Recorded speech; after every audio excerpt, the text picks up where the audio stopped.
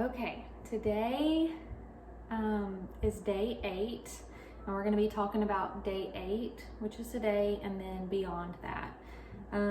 Today, with your starter, you may notice that it's nice and bubbly and has a good sour smell to it. You can see the bubbles maybe even on the side of the jar. And you may at this point have enough active cultures and beneficial bacteria present to actually make something or bake with it. However, it's also likely that your starter isn't quite ready yet. And so there are a couple of things that I want you to consider. Before your starter is ready to bake with, it needs to double in size between 4 and 6 hours after you feed it.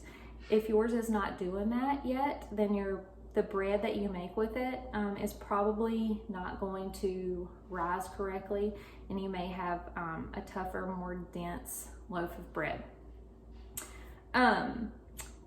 You want to also make sure that, like I said, that it's doubling in size, and you want to consider the temperature if yours is not doubling.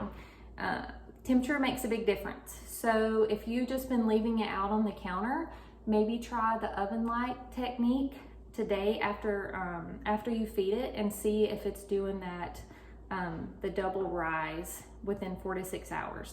If so, then you're ready to go. If not, then you want to just continue to feed it and maybe make your starter a little bit thicker, which is what I'm going to show you today. So I'm actually going to discard probably more than half of my starter today, because you want to, here's the thing, you want to make sure in whatever jar that you're using that you have enough room for it to double in size. So start with a clean jar today, that way you can mark it really well, and I'll show you how to do that. So today you want this sort of thick, like pancake batter. So I have the part that I'm keeping, and then I'm gonna add my flour to it. I did not add a whole cup of flour today.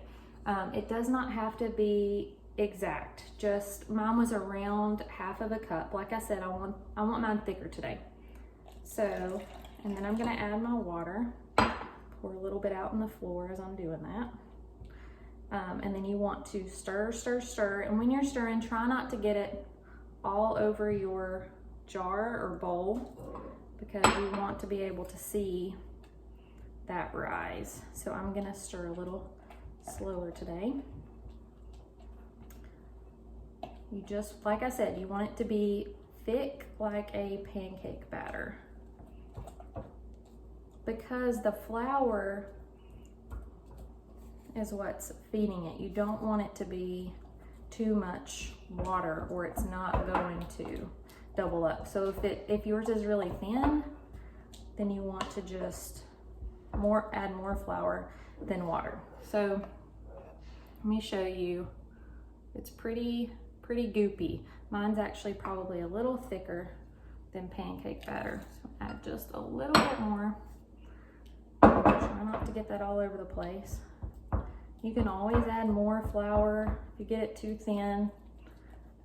The main thing is, like, don't stress yourself out about this. As long as it's not molding, you're fine.